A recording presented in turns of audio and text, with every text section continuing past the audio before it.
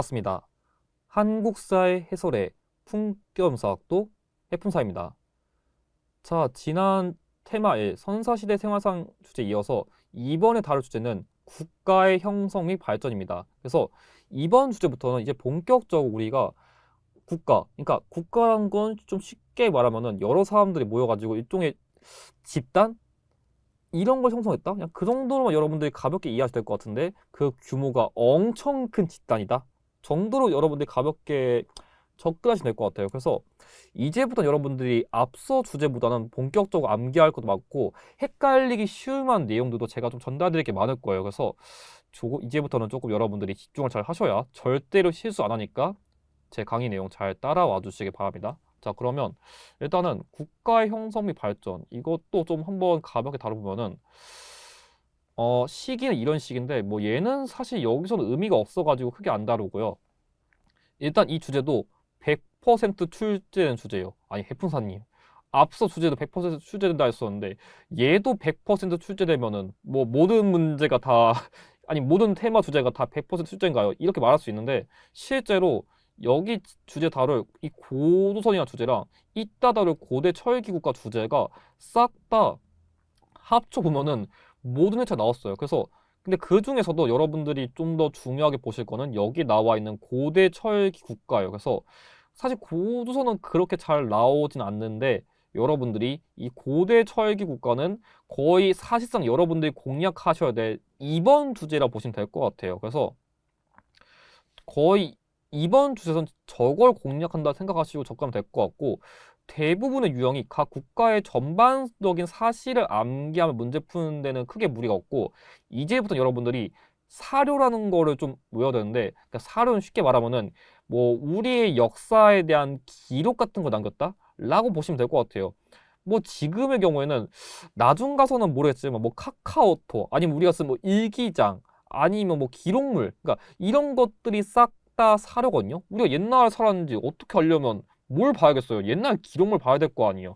그러니까 옛날 기록물 보고서 아 옛날 사람들은 이렇게 살았구나. 그냥 그걸 분석한다 보시면 되는데 이거에 대한 해석이 앞으로 우리가 한능검 시험을 준비할 때 정말 정말 중요하기 때문에 꼭 인지하실 필요가 있습니다. 자, 그래서 이 주제의 경우에는 고조선의 전반적인 역사적 사실과 성장, 멸망 과정의 흐름을 파악하는 게 중요하고요. 두 번째로는 고대 철기 국가들의 관직, 위치, 제도, 제천 행사, 풍습 등을 구별하는 게 중요한데 거의 사실상 이번 강의에서 할 주제는 이걸 하신다고 보시면 될 것 같습니다. 그리고 아까 말했듯이 이 고대 철기 국가 관련된 사료를 해석하는 게 중요한데 여러분들이 역사 과목을 처음 준비하시다 보면은 이거에 대한 내용을 이해하는 게 좀 낯설 거예요. 그렇지만 이걸 지금부터 훈련해둬야 나중에 현대 시대까지 갈 때 이 문제를 푸는 데 필요한 사료 해석이 훈련할 수 있기 때문에 좀 인지를 해두실 필요가 있어요. 실제로 현대 시대까지 가면은 온갖 이런 것까지 기록물로 나올 수 있어? 하는 것들이 등장할 거니까요. 그래서 뭐 쉽게 출제될 경우에는 뭐 고조선이랑 고대 철기국과 관련된 전반적인 사실 유형 출제하고 조금 어렵게 나오면은 흐름형 유형이 나오든지 아니면 사료를 해석하는 유형이 나올 수 있습니다. 그래서 반드시 글로 된 문제만 안 나올 수도 있고 글로 된 문제가 나올 수도 있는데 그건 제가 여러분들이 실전 문제를 푸시면 아 이런 식으로 나온다는 거구나 이해할 수 있으니까 여기서는 크게 뭐 언급 안 할 테니까 바로 본문 내용 다룰 수 있도록 하겠습니다. 자, 그러면 첫 번째 고조선 우리나라 최초의 국가예요. 제가 뭐라 했어요 지난 강의 때 한국사 시험은 최초 이런 단어에 겁나 환장한다 했었죠. 그래서 우리나라 역사에서 최초의 국가는 바로 고조선이라 보시면 돼요. 자, 이 고조선의 경우에는 단군왕검이라는 인물이 건국했어요. 그래서 우리가 좀 옛날 어렸을 때 또 책을 보신 분들은 막 단군서라 막 하늘에서 막 뭐 우사, 운사 뭐 이런 사람들 막 데려와가지고 내려왔더니만 막 웅녀랑 결혼하고 막 이런 이야기도 있는데 일단 시험에서 그런 거 뭐 외우면 도움은 될 수 있지만 몰라도 무리 없습니다. 여러분들에게 중요한 거는 그냥 단군왕검이 고조선을 건국했습니다. 이것만 외우시면 돼요. 근데 이 고조선도 처음에는 나름대로의 좀 위기 같은 걸 겪은 게 있거든요. 뭐냐면 중국에 전국 칠홍이라 했거든요. 갑자기 뭔 소린가 싶을 수 있는데 중국의 고대 국가도 온갖 분열을 겪었어요. 우리가 뭐 조금 역사 조금 더 공부해 보신 분들은 뭐 삼국시대 이런 거 들어봤을 것 같은데 중국도 온갖 땅덩어리 넓잖아요. 땅덩어리가 넓다 보니까 온갖 분열 합쳐지고 또 분열 합쳐지고 이 과정을 엄청나게 반복했었는데 그 분열된 중국의 국가 중 하나인 연나라와 대립을 했었어요. 그래서 이 특히 연나라 장수인 진계에 의해 가지고 고조선이 한번 휘청인 적이 있었거든요. 휘청인 적이 있었는데 이때 당시까지만 하더라도 그러니까 제가 이런 식으로 좀 표시해 드릴게요. 이 고조선이 성장할 때랑 조금 휘청일 때 이런 식으로 강할 때, 약할 때.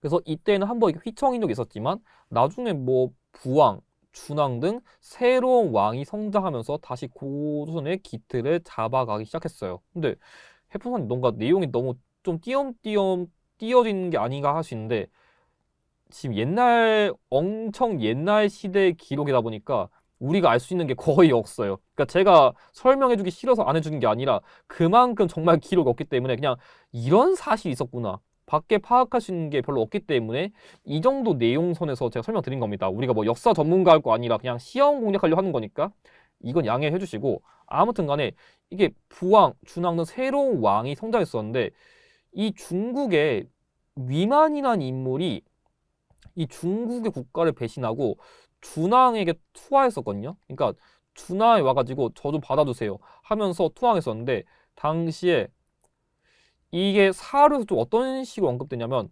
오랑캐 복장을 한 상태 이거를 좀 한자식으로는 호복이라고 하거든요. 오랑캐 복장. 그러니까 오랑캐 복장을 한 상태에서 폐수라는 걸 건너가지고 이 강가를 건너가지고 고조선 투항해가지고 저 좀 받아주세요 해가지고 이 준왕이 니 좀 세 보이는데? 좋아. 그래서 이 위만이란 인물한테 군사를 줘가지고 야 니 저기 고조선 변방 좀 지키고 있어 했었는데 이 위만이란 인물이 야 쟤 왕 별거 없어 보이는데 저 정도면 내가 그냥 이겨가지고 내가 왕 해도 될 것 같은데 싶어가지고 뭐 진짜 이랬을지 모르겠지만 그 위만이란 인물이 최초로 우리나라 역사에서 정변을 일으켜가지고 준왕을 몰아내고 왕에 즉위했어요. 그래서 사실 이때 시기는 뭐 어떻게 보면은 정변이기 때문에 약해졌다 볼 수 있지만 사실 이 위만이라는 인물이 집권하게 되면서 이 고조선이 크게 발전한 게 있었거든요.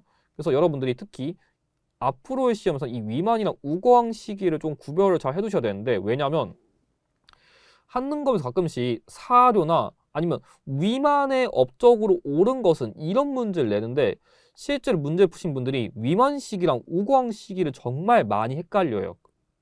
그래서 일단 위만이라는 인물 어떤 걸 썼냐? 인둔이란 진번이라는 주변의 국가를 복속시켰어요. 그러니까 다른 말로 하면은 이거는 그냥 쉽게 말하면은 영토를 늘린 거예요. 당연히 국가가 세지려면 어떻게 해야 되겠어요? 영토가 일단 있어야 뭘 하든 간에 말든 간에 할 거 아니에요. 뭐 영토가 있어야 뭐 농사도 많이 짓고 뭐 자원도 많이 확보할 수 있고 그런 게 있을 수 있고 두 번째로는 중국의 한나라랑 한반도 남부에 위치한 진나라 사이에서 중개 무역을 담당했어요. 그러니까 쉽게 말하면은 뭐냐면 자 중국의 한나라 여기다 쳐볼게요. 그냥 간단하게. 그러니까 여기에 중국의 한나라 있고 한반도 남부에 이렇게 진나라가 있어요. 그럼 고조선은 여기 사이에 있어가지고 지금이야 뭐 비행기도 있고 뭐 배도 있고 온갖 이동 수단이 많지만 옛날에 어떻게 이동하겠어요? 그냥 걸어가야겠죠. 뭐가 있겠어요? 그러니까 그럼 이 두 국가끼리 무역을 하고 싶으면 어떻게 해야 되겠어요? 여기 사이 이렇게 딱 지나가야 되겠는데 고조선이 이런 식으로 가운데 딱 있어가지고 얘네에게 통행하고 싶으면은 뭐 돈 내. 아니면 나한테 맡길 테니까 수급이 내나 이런 식으로 중간에서 이렇게 뭐 좀 가로막아가지고 이득을 취했다라고 이해를 하시면 될 것 같아요. 그러니까 이 고조선의 입장에서는 어쨌든 간에 주변 국가도 복속하면서 영토도 넓히고 이 두 국가 사이에서 중개 무역도 담당하다 보니까 뭔가 나름대로 이득도 취할 수 있는데 이 한나라 입장에서는 당시 이 중국의 한나라는 이게 동아시아사 과목은 아니다 보니까 그냥 간단하게 설명드리면은 실제로 주변의 국가들을 정말 많이 넓히면서 거의 중국의 고대 국가 중에선 얘가 짱이에요. 거의 일장이에요, 일장. 그러다 보니까 이 입장에서는 얘가 굳이 얘랑 내가 왜 무역하겠다는데 굳이 가운데 있어가지고 이렇게까지 방해를 할 정도로 센 놈인가? 그냥 쟤 격파한 다음에 내가 먹은 다음에 편히 무역하면 되는 거 아닌가? 약간 이런 고민을 할 수 있는 거예요. 그러다 보니까 이 우고항 시기쯤 이르러서는 이 중국의 한나라가 계속 고조선을 공격하기 시작하는 거예요. 그래서 그런 상황 속에서 계속 밀리고 밀리다가 첫 번째, 이 조선상 역계경이라는 인물인데 이게 조금 그냥 높은 신하예요. 뭐 지금으로 비유하기에 어느 정도 되는 정도의 신하인지 잘 모르겠는데 그냥 높은 신하 할게요. 그 높은 신하가 저 고조선이랑 괜히 싸워서 뭐해요. 어차피 저 땅덩어리 넓은 국가 우리가 못 이겨요. 근데 대화가 안 통하다 보니까 이러다가 진짜 질 것 같은데 이러다가 나 괜히 저기 중국의 한나라에 먹히기 전에 그냥 내가 먼저 도망갈래 하면서 실제로 당시 신하들 중에서 이런 식으로 도망간 사람도 있었고 결과적으로 아까 말했듯이 특히 중국의 당시 한무제 때 영토 확장이 많이 이루어졌었거든요. 그래서 한무제 군대에 의해 가지고 당시 고조선의 마지막 수도성인 왕검성이 함락되면서 고조선이 멸망하게 되었습니다. 그리고 이 한나라는 고조선 옛 영토에 한사군, 뭐 인둥군, 낙랑군 이런 걸 설치해가지고 관리를 하게 된 거죠. 그러니까 결국 중국의 국가에 의해 가지고 우리나라 최초 국가가 멸망하는 과정을 거쳤다. 그냥 그 정도만 이해하시면 될 것 같습니다. 그렇다고 뭐 우리가 뭐 영원히 뭐 고조선, 그러니까 고조선이 아니라 중국의 국가인 예속될 필요는 없다 보니까 그런 식으로 나중에 고대 철기 국가가 점차 새로 등장하면서 우리나라에서도 점차 많은 국가가 형성되었었는데 그 이전에 고조선 특징 유형, 그러니까 사실 유형이 나온다면은 이런 식으로 여러분들이 사실 유형 관련된 키워드를 좀 외워두셔야 되거든요. 대표적으로 번금팔조라 해가지고 그런 사회법, 그러니까 남을 죽였으면 니도 죽어. 그러니까 남에게 상해를 입혔으면은 곡식으로 갚아.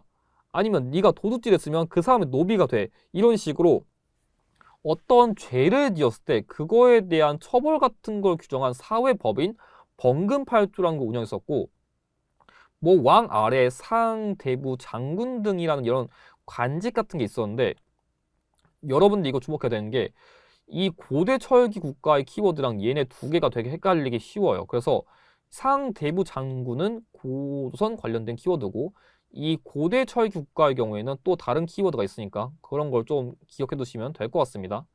자, 그러면 어쨌든 간에 우리나라 영원히 뭐 고조선, 그러니까 영원히 고조선인 게 아니라 그 중국 국가의 예속을 받은 건 아니기 때문에 우리나라에서도 이제 점차 새로운 국가들이 형성되었었는데 좀 지도를 다시 펼쳐가지고 좀 설명드려보면은 어떤 식이냐면은 크게 우리나라에서는 이렇게 배우면 좋아요. 뭐냐면 여기 부여, 고구려, 옥저, 동해, 사만 해가지고 이런 식으로 약간 위에서 아래로 갈수록 이런 식으로 5개의 국가가 형성되었다 라는 특징을 좀 외우시면 될 것 같은데 일단은 너무 일일이 세부적으로 가면 어려우니까 한번 부여부터 볼게요. 부여의 경우에 어떤 특징이 있었냐면은 사출도라는 지방 관할 구획이 있었어요. 그러니까 마가, 우가, 저가, 구가, 그러니까 뭐 말, 소, 돼지, 개 이런 식으로 동물의 이름을 딴 관직을 가진 그런 일종의 지방관?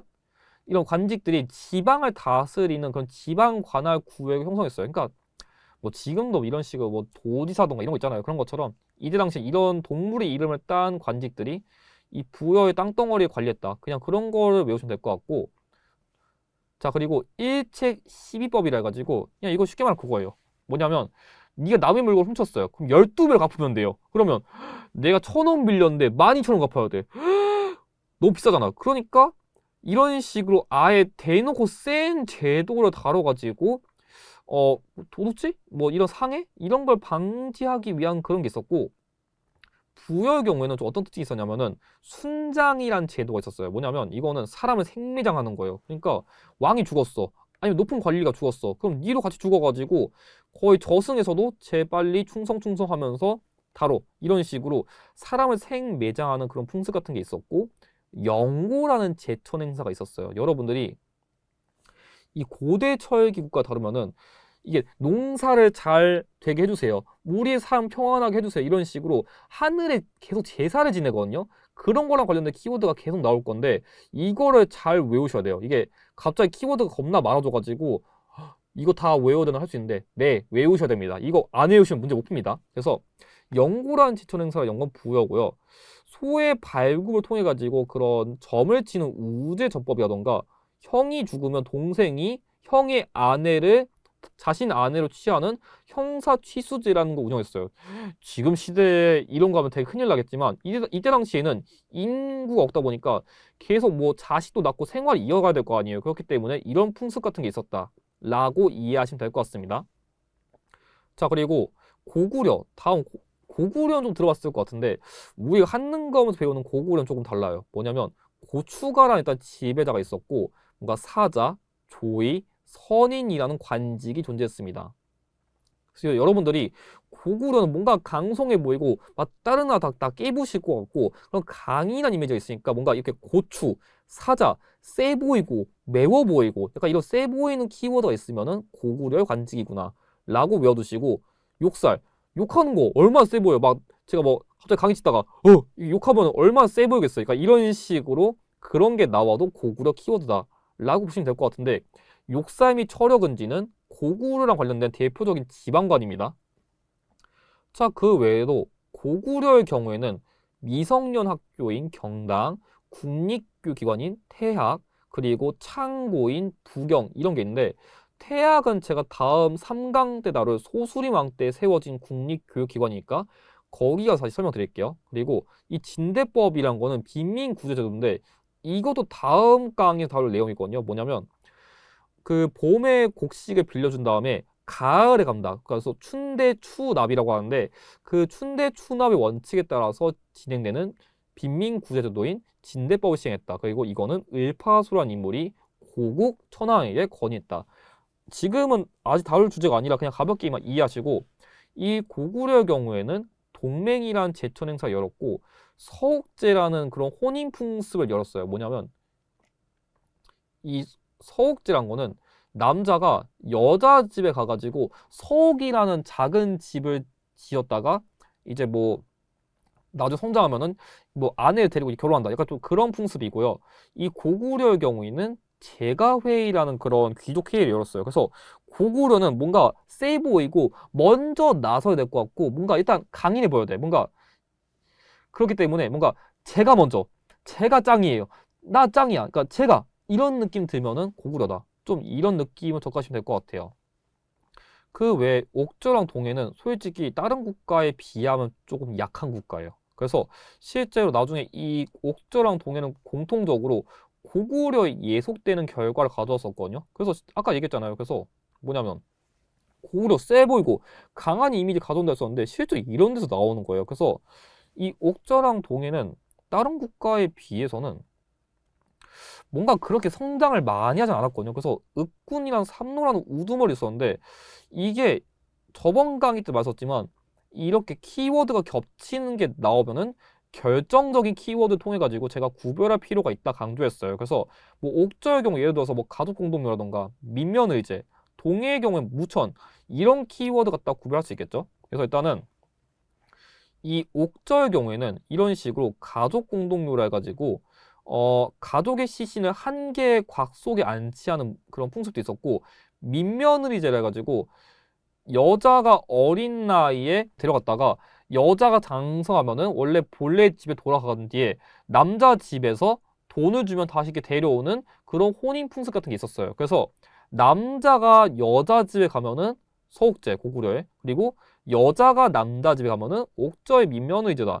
약간 이런 식으로 외우시면 될 것 같아요. 그리고 이 옥저의 경우에는 소금 및 어물이란 특수물이 있었는데 이걸 한자로 치면 어염이라거든요. 어염. 이걸 열심히 고구려에게 바쳤습니다. 자, 동해의 경우에는 이런 식으로 무천이라는 제천 행사가 있는데 약간 여러분들이 지금 제천 행사 갑자기 마구마구 나오다 보니까 조금 접근하기가 낯설 수 있는데 제가 그래서 좀 암기법을 좀 알려드리면은 자, 부영이 자, 부영이랑 고동이 자, 뭐냐면 자, 부영이랑 고동이는 오랫동안 지냈던 동무이기 때문에 매년 남쪽에 있는 뭐 부산 이런 데서 모여가지고 매년 5월과 10월에 남쪽에 있는 부산에서 모여가지고 신나게 놀았다.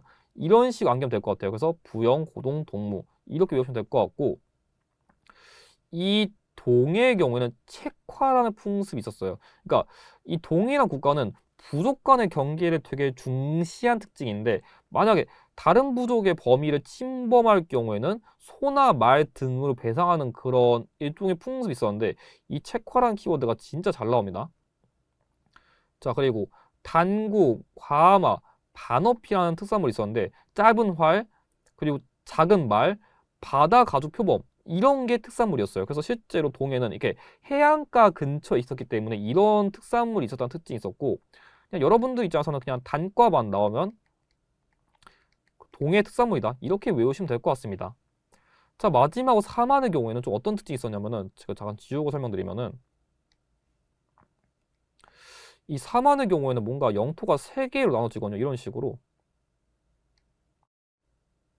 해가지고 뭐 마한, 뭐 변한, 진한 이런 식으로 뭔가 영토가 좀 나눠지는데, 이 사만이라는 이름 자체가 마한, 진한, 변화를 따가지고 이런 식으로 정해진 거예요. 그래서 이 국가는 뭔가 특정한 한 국가가 딱 정해진 게 아니라 이런 여러 소국이 합쳐져 가지고 만들어진 연맹 왕국이란 특징이 있고, 지배층으로 신지 및 읍차라는 게 있었습니다.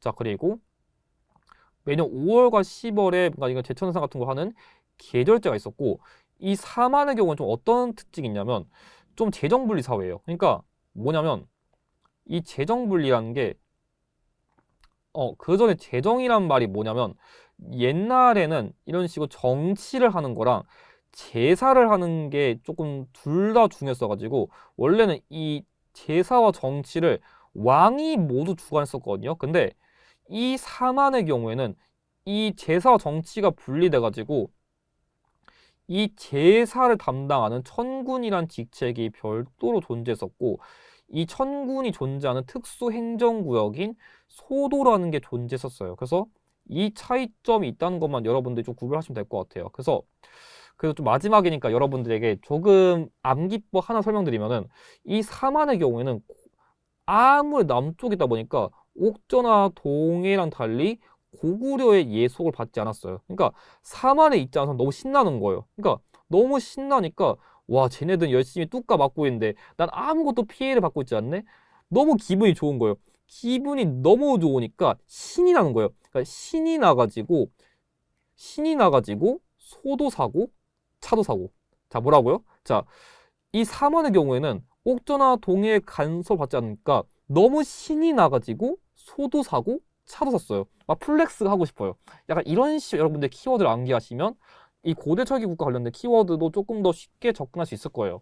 근데 물론 여러분들이 지금 여기 있는 내용은 한 번에 다 못 외워요. 여러분들 한 번에 다 외우시면은 한능검 시험 준비하시는 게 아니라 뭐 변호사 시험, 뭐 행시 이런 거 하셔야 됩니다. 그렇기 때문에 지금 일단 이런 내용이 있다는 것만 가볍게 암기해 두시고, 나중에 문제 풀 때 이런 키워드 잘 복습하셔가지고 문제 풀이할 때 최대한 안 까먹고 접근할 수 있게 제가 강조해 드린 부분들 잘 접근해 두시길 바랍니다.